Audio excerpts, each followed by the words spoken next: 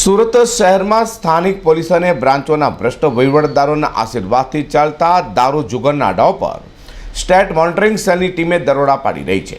ત્યારે વરાછા પોલીસ મથકના ભ્રષ્ટ વહીવટદારોના આશીર્વાદથી ચાલતા દારૂના અડ્ડા પર સ્ટેટ મોનિટરિંગ સેલની ટીમે દરોડા પાડી બેને દારૂ સહિત લાખોના મત્તા સાથે ઝડપી પાડ્યા હતા.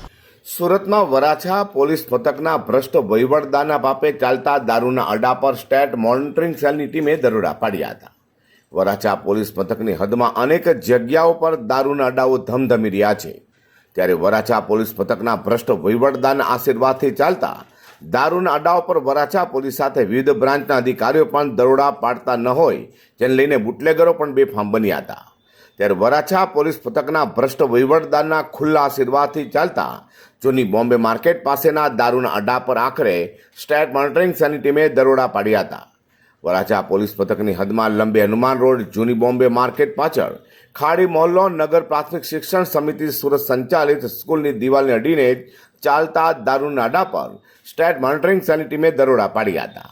શિક્ષણના ધામની દિવાલ સાથે જ બિલકુલ બાજુમાં બુટલેગરો ખુલ્લેઆમ દારૂ વેચતા હોવાતા વિજિલન્સની ટીમ પણ ચોંકી ગઈ હતી અને સ્થળ પરથી સ્ટેટ મોનિટરિંગ સેલની ટીમે દારૂ વેચતા બે બુટલેગરોને ઝડપી પાડી દારૂ સહિતની મત્તા મળી 1,52,000નો મુદ્દામાલ કબજે કર્યો હતો.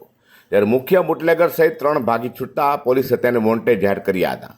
તો અહીં વાત એ સામે આવી રહી છે કે ખુલ્લેઆમ અને તે પણ શિક્ષણના ધામ કહેવાતા શાળાની બિલકુલ બાજુની દિવાલ સાથે જ દારૂનો અડ્ડો ધમધમતો હોય અને આવા દારૂના અડ્ડાને વરાછા પોલીસ મથકના ભ્રષ્ટ વહીવટદારના ઇશારે વરાછા પોલીસ તો શું બ્રાન્ચોના અધિકારી પણ રેડ પાડતા જાણી ડરતા હોય તેવી ચર્ચા સ્થાનિકોમાં જોવા મળી હતી.